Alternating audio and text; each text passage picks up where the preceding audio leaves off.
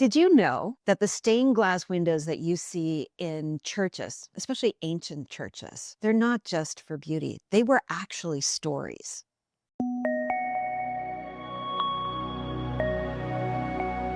Hi, my name's Andrea Sampson, and I'm a storyteller. In fact, I'm a story coach. I work with leaders and executives and teams and help them to communicate their complex ideas using stories. Now, let's get back to that historical fact. A couple of years ago, I was visiting Paris and went to one of the most beautiful cathedrals. And in this moment, of course, it's escaping me which one, but you might know it as I describe it. That particular cathedral is completely 360 degrees of stained glass, the most beautiful stained glass you've ever seen. And as we walked through it, the guide that was with us was explaining that the way that this was built, and I believe it was in the 14th century, was that, of course, most people were illiterate. They didn't read from books because books didn't exist, actually. And that the only way, actually, for the population to be brought into the Christian religion, because this was around the time of the Crusades where they were moving people from paganism into Christianity. And the way that they were teaching the word of God, as it was called in those days, was by using pictures. And those pictures were literally in the stained glass. And this particular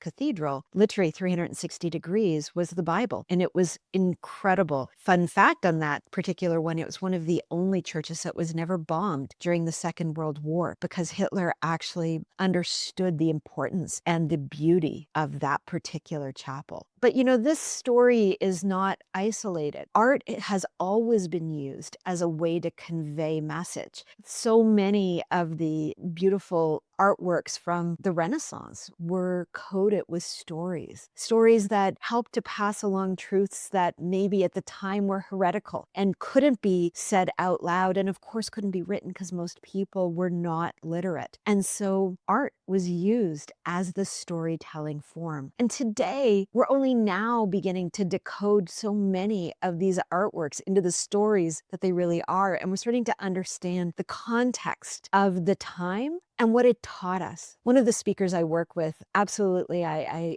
love working with her on writing a book and on doing talks. And what she does is she looks at these stories, these historical stories, many from the Bible, and she's decoding them through the lens of the gender bias that's within them and helping us to see how those stories have shaped who we are today. Who would I be as a woman if Eve had have been seen as a liberator from the oppression of knowledge versus the betrayer from the Garden of Eden? And these are both ways we could see Eve, because did she eat of the forbidden fruit of the tree of knowledge and have us cast out of the Garden of Eden to be living in what we now live in? Or was her curiosity so great and her thirst for knowledge so unquenchable that she chose to move out of the world of control into a world where knowledge allowed all of us to then grow more than we are today? And I love working with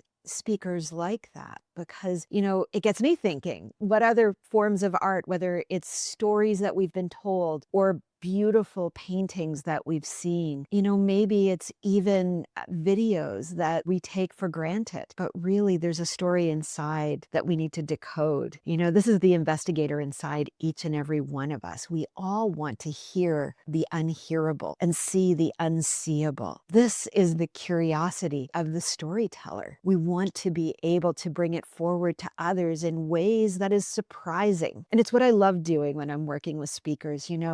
The reality is so many speakers have stories that are incredible. And they'll often say to me, oh, it's no big deal. And yet when we delve into their story, the messages that are living inside of it are so deep and so profound. I'm working with somebody right now. I've just started working with her and we're writing a book together. And her life has been so incredible incredibly interesting. But as we delved into it, it was the dynamic, the family dynamic that's really bubbling to the surface inside of a story of an incredible life. But hidden inside of it is a daughter's desire to be loved by her father. And these are stories that help us to understand complex ideas. And if this is something that you get interested in, if this is something that's a part of who you are and the brand that you're putting out into the world, and maybe even the community you're building, reach out. I'd love to chat with you, because maybe we just could exchange some stories, because that's always fun. Or maybe I can help you find yours.